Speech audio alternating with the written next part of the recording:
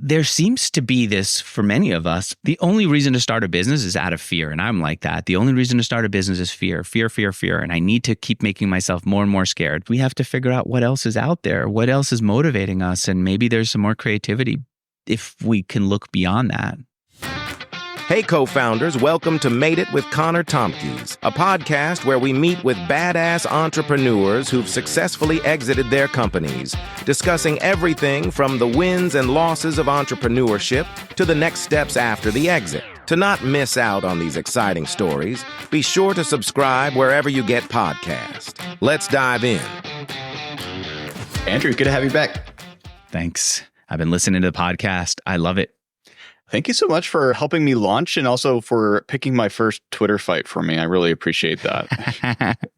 That was fantastic. I love that you went with my second million as a riff on my first million and got so much attention for it.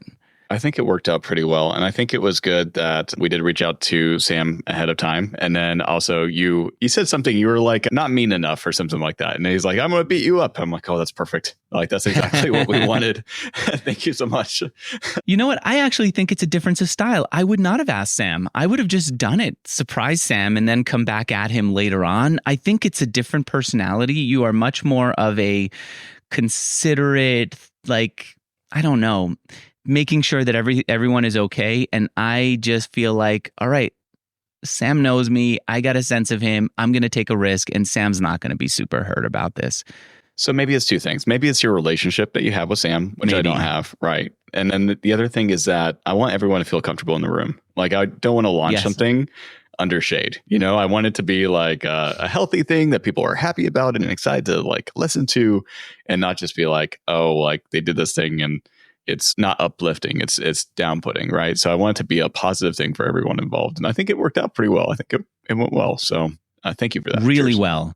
The best example of how well it went was I was at a party towards the end of the run of calling this podcast My Second Million, and I ran into Sean Pori. And when I was introduced, I was not introduced to him as the Mixergy guy. I was not even introduced to him as Andrew Warner. I was introduced to him as the person who was on the cover of My Second Million, and he laughed. No. And it was great. It was great. To me, it showed they knew it in the room, and Sean knew it and enough to laugh. And that to me shows the impact. And that was fantastic. Well, I'm glad it worked out. And it was fun to see different people pop up. I had my lawyer reach out to me and he's like, you were on recommended for my podcast. I was like, that's fantastic. I'm glad that it's getting out there. But I'm also happy for the guests. Like, they're taking the time to spend time with me and to talk about their experience. And it's kind of hard for a post-exit founder to talk about what they went through. Depending on where they're at, they could be perfectly happy or it could be a little challenging. So I want them to get their story out. And what a hard thing to say is challenging. Boo-hoo, look at me. I sold my company. Things are so bad for me. I don't know what to do next. My gosh. Right. My favorite thing is there's Brock who is in this group that we're in. He calls himself like the tiny violin master or the tiny orchestra conductor. And it's 100% a little tongue in cheek, but it's also really, really charming and kind of true. But people have a hard time. Like, once they exit, it's not easy. So they're searching for meaning. They don't know what to do whenever they have like kind of like this gap as far as having all these people that rely on them to no longer having people that rely on them. So it's tricky. It's hard. It's not easy. You interviewed Benji Markov, who is creating something called Padel as his follow-up. I still don't fully know what Padel is, but I think he is an example of the type of guest that you have and of what could happen after you've sold your company. He is obsessed with Padel, but he's obsessed with anything that he does. He happened to, I think, mention to you that he is doing some kind of Schwitz podcast. So I reached out to him. We've been talking. This freaking guy is messing with GoPros. And then I mentioned to him that maybe DJI won't heat up. So he's got a DJI camera to record him in his sauna. That's what a Schwitz is. And then he's got the microphone. And then he is getting himself in various stages of naked to test to see what it looks like. And then he's roped his friend in. And the reason I bring this up is to say, there is a level of obsession that when it comes out of these entrepreneurs who you've interviewed and they don't have to show up to work, that is very interesting. And the things that they take on and the way that they do it is fascinating to me, and it's exciting to watch. the amount of like potential energy in these people is insane. It's like they're antsy. They have resources. They recently exited and they have a good network and they understand exactly who to talk to about what, right? And they all know each other. And if you put them in a room together, like things just happen, whether that room's like in a boardroom or I guess a sauna. And that episode cracked me up because I think I had like 2 mispronunciations, which is definitely my thing, but I called it the shits. And so the shits, I was like, my bad, Benji. I'm so sorry. And then the other one was I said paddle because I didn't know about padel. Like I didn't know padel. I never heard of it. Sport. And it's a big deal. Like it's growing. It's if you've seen like pickleball courts or racquetball courts, but it has like walls so you can play different sides and different angles. So there's like a strategy element to it. And I think he's a good example of a person taking his passion and being like, how can I build a business around this after I exit? That's the kind of thing that I really missed about San Francisco, that there were a bunch of people who were doing out there things and they were doing it to an extreme. And then they came up with techniques that you never would have thought of. So for example, I happened to have mentioned his blog on his Padel website. And he goes, oh yeah, I hooked up this ChatGPT bot to do this. I go, what do you mean? Turns out he records into Otter AI, so it gets a transcript. That then goes into a chatbot that he created with the Benji Markov voice and an understanding of Padel that you and I, Connor, don't have, that then takes his words, turns it into a blog post that he could put up in his voice. Now, I asked him about it, and most people will go, this is what I did, and maybe do a quick screen share. He sent me a Loom and clear instructions for how to create my own version of this, and it's fascinating, and I love to be around those people because they level you up in a way that's insane unless you're as obsessed as they are. I think that's awesome. And one thing I'm finding with these founders is that they're all remarkable and we're all happy to be in a room with them. But also there's still that insecurity around either what happened with them, like when they were growing their business or whenever they were exiting their business. And there's a humility that kind of runs through the group that I think is pretty cool. And maybe that's why they're so open to like talking about what they went through and kind of paying it forward. They just want to make it easier, right, for other people. So I really appreciate that about them. There's one thing I wanted to ask you about, and that is you posted on Twitter about I'm going to call it like an anti-office on your property. You made this, it's like a bench and it folds out into like a table. And then like on the fly, you're like, this is now my workstation. And if it's cold, I'm going to light a fire. And essentially you're out in nature and you're also creating a workspace for yourself. Did you know that you wanted to do that with the property whenever you got it? Or did you just find yourself happier when you were outside? I did have that sense. You know what happened was I lived in San Francisco, and San Francisco, is so cloudy all the time. And you don't get a sense of it until you go over the Golden Gate Bridge, enjoy yourself in Sausalito, and then come back home. And you literally will see, because you're up above the clouds, see how foggy it is there. And I was really just weighed down by being in an office, being in that environment, and everyone was excited. Yeah, you're in San Francisco. This is the heart of things. I felt really bad. And one time I went out to Jason Gaynard's mastermind event. I was so depressed or bummed in some way that I said, I'm not going to work that day. I'll just drive out early. And I discovered this Carneros Inn, this beautiful little resort in Napa, huge outdoor area where you can sit. And I just decided I'm going to sit here. I got myself a cup of coffee and I was reading a book at the time. So I read it on their outdoor couch with a little fire. And I remember feeling happy. And then I went to the event and things were great. And I started returning back to Carneros Inn. The thing about that is that most people who are there are going to visit wine country. So during the day, they're out looking at different vineyards, or they are there for work. And so there are conferences during the day. And so I had the whole place to myself. They would make these incredible sandwiches, high-speed internet, and I would work and I would find myself feeling uplifted and super energized. And I had the internet to work remotely, and it was great. I then started to think about how can I have that environment? And when we looked at this place, I saw this old pasture that was made for horses that the previous owners had, and they neglected it because they realized, why should we keep the horses on this pasture when there's acres of land? Let's just let the horses roam. And I said, I think I could clear it up. And it took me months to clear it up with my kids. And then I hired somebody to come in and cut some trees down. Now I have this outdoor space that if I wasn't talking to you right now, I would be out there and I would be sitting by a fire. I think there's something there. Whenever we go to co-working spaces or coffee shops, it's a very similar feel. And Austin has a little bit more of a coffee shop feel where you can sit down and work. If you do that in Dallas, they start to stare at you and wonder, are you going to buy another coffee? Are you going to like leave at some point soon? But I like the idea of there being like an outside space with good Wi-Fi where people feel comfortable enough just to bring their stuff and relax and be outside in nature. You know, Robert Cialdini is the one who gave me permission to accept this. I had a conversation with him, and he said that he had written different parts of his book, Influence, in different places, where he was in one place able to look outside and experience the flow of life. In another place, it was more of a university setting. And he found that the writing output and the type of writing that he was able to do in different places changed it up. And that gave me permission to say, okay, it's not just in my head. I shouldn't try to overcome this. This guy's a scientist of influence, and he's realizing this thing influenced him. Even if it's the placebo effect, accept the placebo effect, Andrew, and just go immerse yourself in it. Do you ever find that you change your copywriting or your writing style based on like the book that you're reading? Maybe you're changing like the questions that you ask in an interview based on the podcast that you're listening to. Like, yeah. It's fresh. It's in your mind. I think the most in touch people do that. People who are not in touch don't.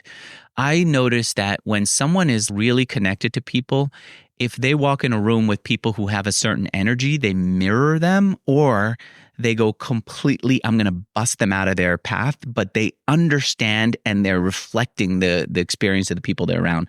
A lot of people are not like that. Andrew, I wanted to talk to you a little bit about the podcast itself because you helped me produce it. And so we did go live with My Second Million, and then we switched it over to the Made It podcast.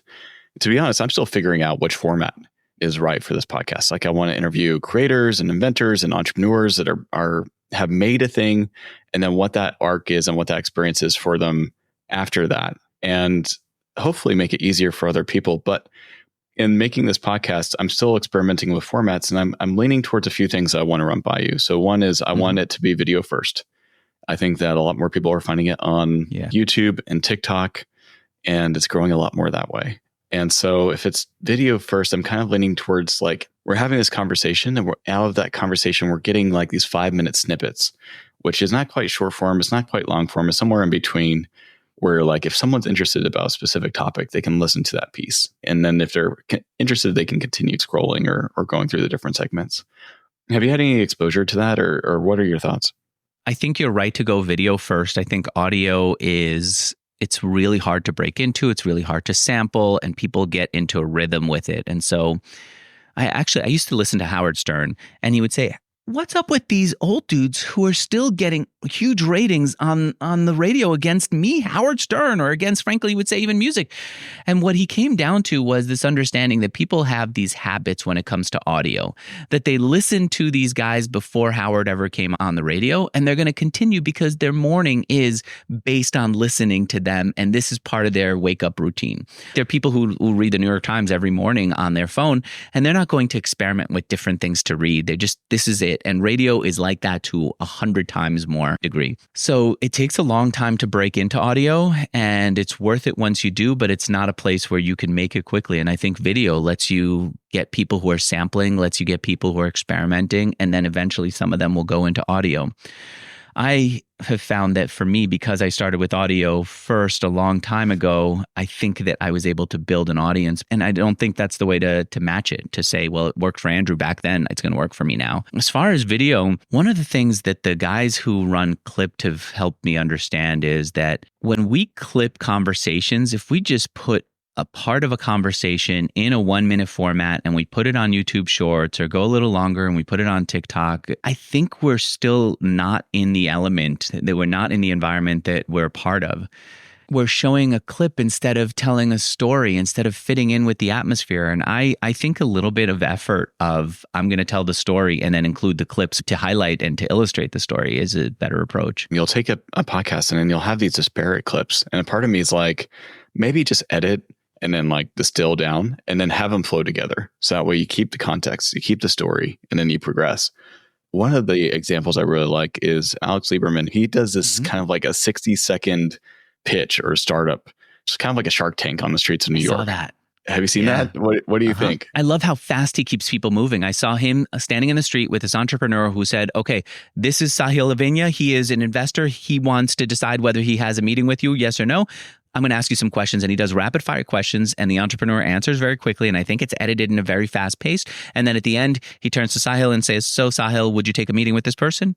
The one that I saw, Sahil said, yes, it is a very fast-paced, really engaging video clip. He posted it inside our group. Did you see that? He posted it like, I'm thinking about doing this. I got some traction and I'm looking for investors that might be open to either putting cash up front, or in this case, he decided to go with a format where they're actually there, right? And I think what the difference is for me is that it gave it like some stakes, right? There's something like there on the table, and it gave it a sense of urgency, right? Because this investor is here now. So if we're talking about video segments or podcast formats that could potentially be a sequence of videos or ways to get more exposure out to different ideas or share different stories, I think he found a way to take that one format that was working really well and then kind of digest it down into a smaller version. He found a way to make companies that wouldn't show well on Shark Tank because there's not a visual. If you look at Shark Tank, a lot of their stuff is like that sponge with the smiley face on it. And so those things do really well there. But here was an entrepreneur just talking about what his software did, and you don't need to see it. You can just hear Alex interview him. I was thinking about some video ideas. And so maybe you can give me like a score, like maybe a letter grade, like we're in high school. So the first one is almost like March Madness for business ideas. So you take 24 startup ideas. Each one of them has like its own video. You can either do the founder pitch kind of thing, or you can kind of do like a highlight reel. And then we discuss what we like about the video. So there's maybe like a panel saying, hey, we really like this. This stood out and this is exciting. And then each judge maybe gets 10,000 views or points that they help like allocate, but then the audience also votes based on what they click on. And then we kind of move through the bracket over the course of the month. I think that's interesting. You know what comes to mind, though, for me with it is, why are you doing it? Frankly, as I've talked to people about your podcast, one of the things that keeps coming up is the why, the what are you trying to accomplish? And my response is, he's an entrepreneur who's done amazing things, but because he hasn't been loud on the internet, you don't know him. And so you don't think to sell your company to him. You don't think to partner with him. And I think that this is one of the reasons why he's doing this, to get people to know who he is. The other thing that I say is the podcast is him showing entrepreneurs, here's what happens on the other side of the sale of your company, of the exit of your company. And that combination, I think, is an explanation of your internal need and the external thing that you're putting in the world. That's my understanding of it. I don't know if that's yours. And regardless, I think that we need to see it so much that it almost feels heavy-handed. I think that after stepping down as CEO of Support Ninja, I had that gap. And so I just started building landing pages. I kept on trying to search for that person's search for meaning, right? And one of the things that caught my attention is that early on, I was talking to Alex about like, why is he doing his podcast? And he's like, I'm having these great conversations. It sparks ideas in my head. And like, candidly, I wanted something similar in that I wanted to also spark ideas. I wanted to be excited about something. And I also wanted to be tackling problems that I was passionate about. And so I'm doing this podcast to help support something called the Entrepreneurial Cooperative, which is like a co-op for entrepreneurs, where post-exit founders, people that have had repeated success, the people that are on this podcast get an opportunity to help out people that are about to go into that exit process. And 70% of businesses don't sell. They fall apart. And so if I can help improve those odds by a little bit, and not just that, if you have like a post-exit founder that's kind of doing like a sidecar with you through that deal, you might even get a better valuation. Then I felt like that was like the impact I wanted to have. And the podcast was a vehicle to get there. And then also there is a little bit of like, if I want people to know that operator equity exists, if I want people to know that Echo exists, I need to talk about what I'm doing. And even though I'm an introvert and I don't always pronunciate well, like the words that I'm saying, and it's uncomfortable to listen to yourself on Mondays, it's still very rewarding to be so far it's been rewarding to put myself out there in this way. I think you're going to have a lot of upside from the conversations. You're going to get to know these people in a way that you wouldn't if you were just having coffee with them, and they're not going to sit down for coffee. I think you're going to get a lot from the audience getting to know you, especially since you're buying businesses now. You're leading other entrepreneurs in your organization. The thing that I would like to see is what's a lot clearer. What's our journey that you're taking us as listeners on? Show me what the promised land is in in clarity so much that I want to get there with you, that I want to suffer as I go because I trust you're going to get me there. I think you've got it. Maybe it's just more about saying it repeatedly and saying it more clearly. If I had to say it, it would be, I'm here to help you sell your business and then see what happens and have a better life afterwards. Where for many people, it's sell your business and that's it. The story's over. Here is sell your business and have a better life afterwards. There are very few people who care to do that. And truthfully, it's because just getting to the sell your business is really hard. You've interviewed entrepreneurs who've tried and failed and then ended up doing it. And it could wear you out. It could destroy your family, your marriage, your kids don't get to see you, right? So for all that work, what happens for most people, it's I just need the sale. And most people in your place, Connor, would just say, I can help you get to the place where you're profitable or where you can sell.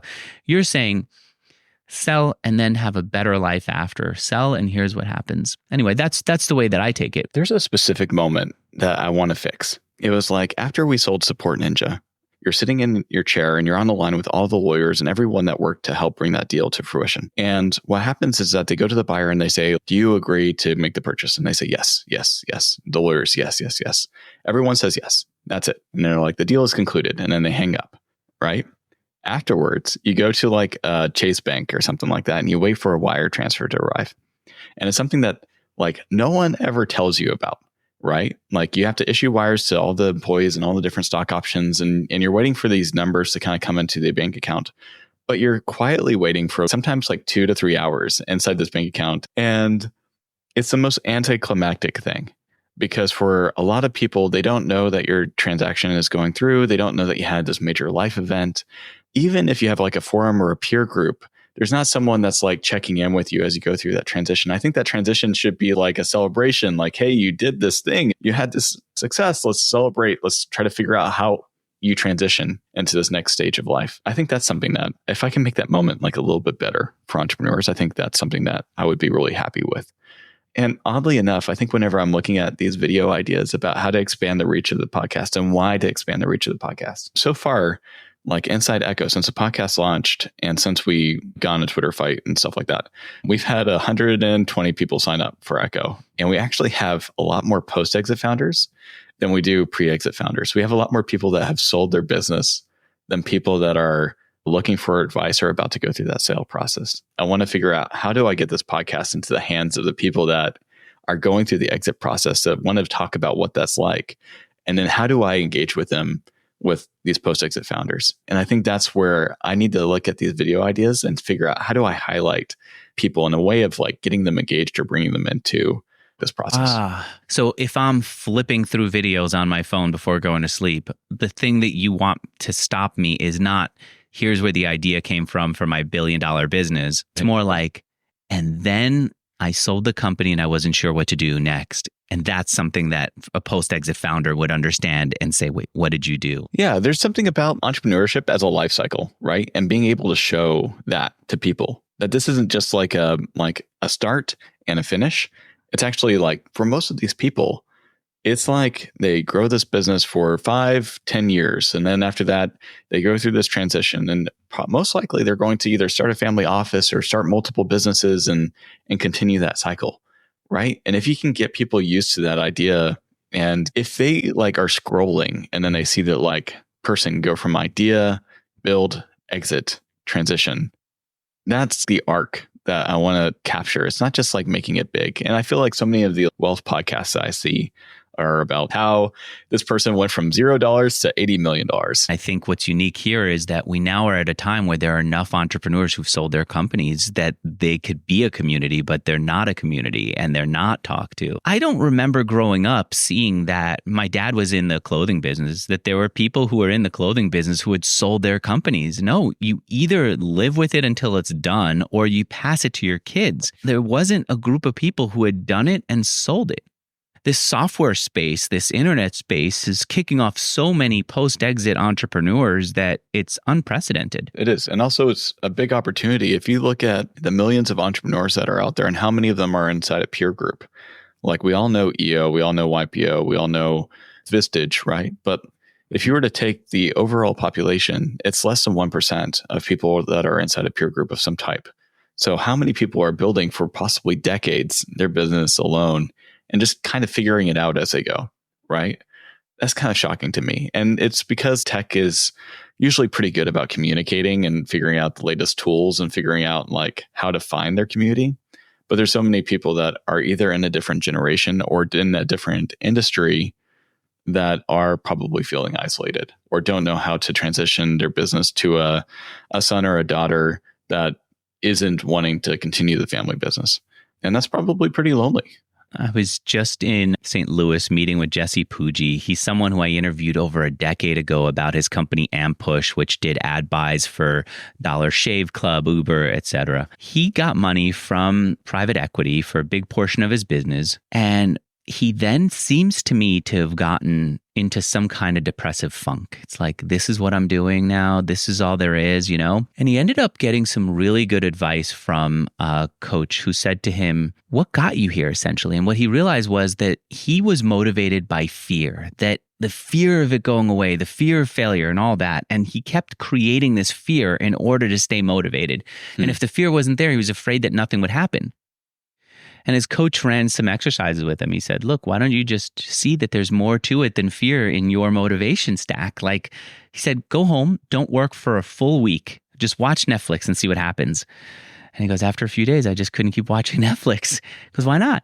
Well, I just got bored. I wanted to create. And so his coach said, you see, you've got more in you than fear. You could just build because you want to create. And then he had to figure out, what am I going to do then? Why would I even come into work? And you now have to think about, you have all this money. You could do whatever you want. Think about what you want out of work. Why would you work if not for money? What would you want it to be? And what they came up with was a path for personal growth. That if he could go into work every day and have an experience where he could grow as a person, as a leader, as someone who could understand himself, his wife better, his life better, then work becomes more interesting and it becomes like a game. And so he's launching businesses with CEOs and letting them run the business after it takes off. And the reason I bring this up is there seems to be this, for many of us, the only reason to start a business is out of fear. And I'm like that. The only reason to start a business is fear, fear, fear, fear. We're not used to being bored. We're not used to just waiting, right? Or just kind of being quiet. We're missing that. We're missing silence. Like we're missing boredom. And I think like that creativity, that reason, finding out what our whys are kind of comes from that boredom. I don't know how we bake that in better. Because it's not exciting, right? It's not something that you plan around. You don't plan to be bored. I do see a lot of entrepreneurs now going out on these retreats, which are meditation retreats or retreats without technology or whatever it is. And it's been really interesting to see them create that for themselves. I texted Noah Kagan the other day and I showed him something. He goes, nope, not today. I go, what do you mean not today? Because Saturday, I'm not checking anything out right now. I take Saturday off to do nothing and completely disconnect. And he's created that for himself. And he might have hit on something, this experience of disconnection. Dude, there was this one entrepreneur. I can't remember his name. He died too young. He had created these tech-free experiences in San Francisco. He would take over spaces. He would force you to lock your phone away, which today, when you go to comedy clubs, it's pretty common to lock your phone away. But he would do it before then. And he wouldn't put you in a show where you're watching. He would let you just roam around. And there would be these rooms full of typewriters that you can tap away at. There would be these musicians just kind of roaming around. There would be this camping-like experience. And he set it all up in these giant spaces. It was incredible. A lot of us would pay to go experience it. And then I didn't know him at all. But when I heard that he died, I went and I checked out his funeral. And the number of people who were there just crying, who were probably like me, knew him a little bit, but mostly knew the experience he set up for us was just, it was shocking. So maybe there is this demand for it. People remember how you make them feel. And I guess he made a lot of people feel a certain way and probably brought a lot out of people that they didn't know was there. Andrew, one of the things I want to ask you is you're also navigating kind of like have been navigating your post-exit journey. Have you found some clarity as to what you want to be doing? What gets you excited? I knew that my next stage after starting a company would be to somehow be an advocate, an evangelist for entrepreneurship. At a time when people weren't starting companies, I wanted to be that. I wanted to show that my teachers were wrong to tell me to go get a job, that my teachers were wrong to tell me I had to start my day. Literally at Brooklyn Tech, we had to start at 8 in the morning. That meant I needed to be on the subway by 7 so that I can get to Brooklyn to go to school. And if I was late, which I was always late, my teacher would say, you are not going to make it in this world. You are going to be a failure because you show up a little bit late. And I don't even like your class, and I don't like you, and I don't think I have to have a life like this where I go to a boss who I hate as much as I hate you. And so I was an advocate for that. And the truth is that I made an impact with the interviews that I did in Mixergy, and people did say that they started businesses because they had watched it. And also I was part of a movement that was going to happen with or without me, that people were starting businesses, that there were new ways of raising money, and to not need money, there were new ways to do that too. This thing happened that I set out for myself, and now I don't know what to do next. I don't know fully where the next thing is. What I do see is there are pockets of excitement, and I'm chasing the pockets of excitement. I love watching what you're doing here. I feel like you had discovered a new group of entrepreneurs who are homeless, who are definitely worth working on, working with, working for. And that's been exciting to be on it. And it's your ride, and I still feel a sense of excitement, which I never would have thought I'd feel for somebody else's ride. I would have thought it had to be my ride or nothing. It's fun to watch the way you work. You are somebody who's both entrepreneurial and who's super organized. And that's unusual to find that combination. It feels like there are people who are creators, like Benji Markov. I've listened to the other episodes, but the reason I keep coming back to Benji is because he and I spent a bunch of time together. He will say his head is just a jumble of everything messy, and he knows where he is and he knows where he wants to go, but that mess in between is part of where he likes to live. There are very few people who could be as organized and systemized as you. Everything you do is so well put together. Anyway, so I've enjoyed watching that. I've enjoyed helping Jesse Pujji figure out how he can get his community together. He's another entrepreneur. He used to be super quiet back in the Ampush days when he was helping people buy ads. Now it's him being a little bit more public, and he's seen his Twitter following grow from peanuts to 150,000. He now has this newsletter that's based on his ideas that now he has some sponsors for, and that's become a business on its own. So that's been interesting. I don't know. I don't know if I could ever find the next thing that I'm as passionate about as the previous stuff. I don't know when this pivot happened, but it used to be that you would apprentice under someone, or you would work under someone, and you would develop a skill set, and this person would get to see themselves grow, and these people grow underneath them. And it was kind of like this idea of like this patron. You're helping people develop themselves and kind of grow, and you get to see that in return because you've had to experience this journey yourself. You get to re-experience that journey again through other people. And in some ways, I think maybe you're capturing some of that. Maybe you're capturing some of the excitement of seeing what other people can do with some of the seeds that you plant or you help develop. And I think that's really exciting. And I really like it whenever I see people from different parts of my life interact or build things in ways that I never really thought were possible or could be done.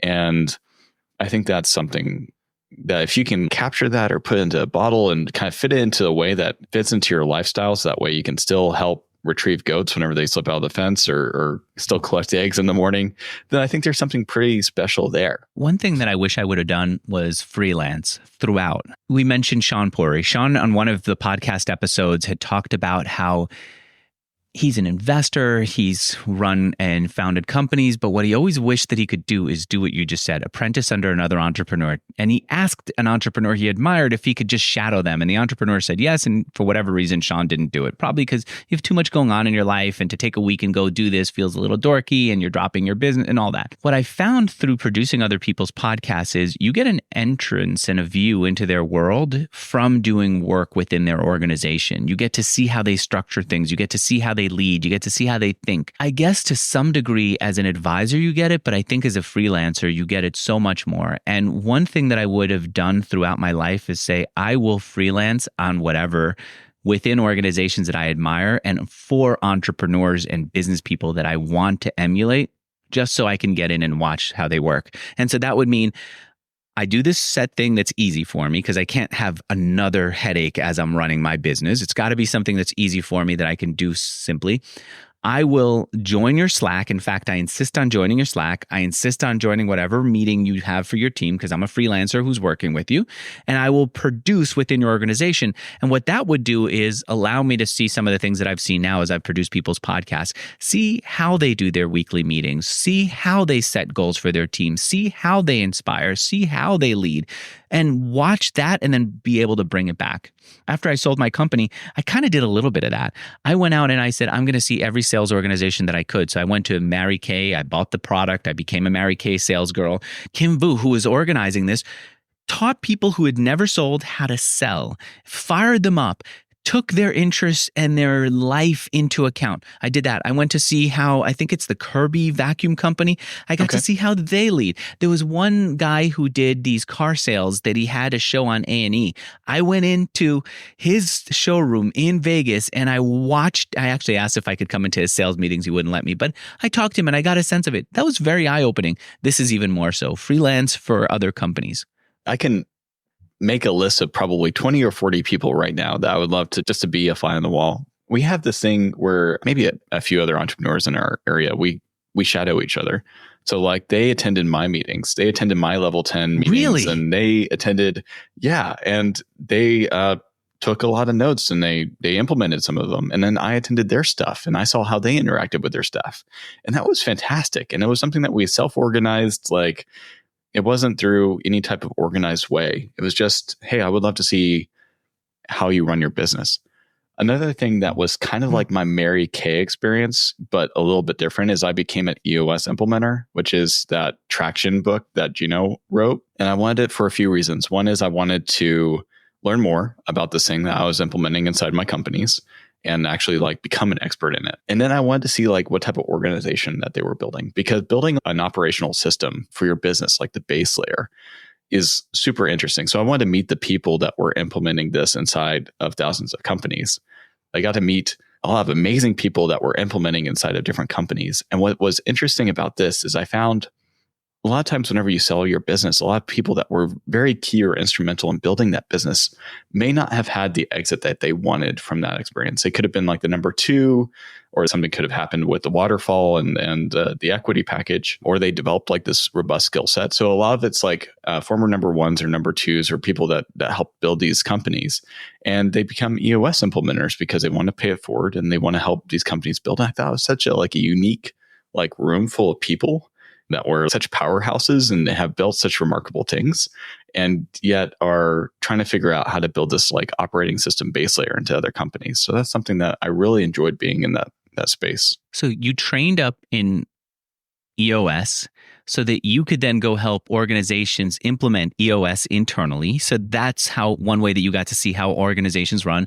The other is you're saying you and other local entrepreneurs would allow each other to just kind of shadow each other and come into meetings and watch how the organizations you're each running work. And I'm assuming they would bring their laptops and kind of sit next to you, do their work, but watch you and let the ambient energy get soaked in. And it's fantastic because it could be an idea that is sparked just by being in the room, right? And that's a pretty powerful thing. And if you're inside a planning meeting for a 9-figure company and you're seeing how people interact with their leadership team, and you're thinking about your leadership team or your portfolio companies and how they're growing and developing, it's a shortcut to learning because you're just absorbing naturally what's happening inside the space in a very distilled format. I think that's amazing. I think that more people would do this if they knew it was even possible. I mean, if you have entrepreneurs that you respect and you have a good working relationship with them, it's not a big step to say hey, let's spend a day together, right? I would love to see, I'll cancel my meetings for the day and we'll swap. And you cancel your meetings for a day and you follow me. It's a very helpful thing to do. Just even getting their feedback at the end. You get someone into your organization so they could learn, but then say, so what did you see? And they could reflect back to you something that someone else who works for you couldn't reflect back. Another thing that I see is at my previous company, we had a lot of office space because we were going to grow into it. And there was someone who needed space and he said, can I rent from you? I said, don't rent, just come in, bring your people in. And they sat there and they all did their work together. They used our conference room and they got to watch how we operate. I've noticed that there are entrepreneurs now who will say, can I just come and work out of your space? I've done that with Noah Kagan. He's an old friend. So if I find myself in his part of town, I will say, can I sit in your office and work? I've always thought of it as, how can I let people come and use my space to work? I should have thought of it as the other way too. How can I go to somebody else's space and just work for the day? Andrew, that's really it for the pod. I appreciate you coming on. Is there anything that you want to share with folks, or is there a place where people should go to find you besides Mixergy?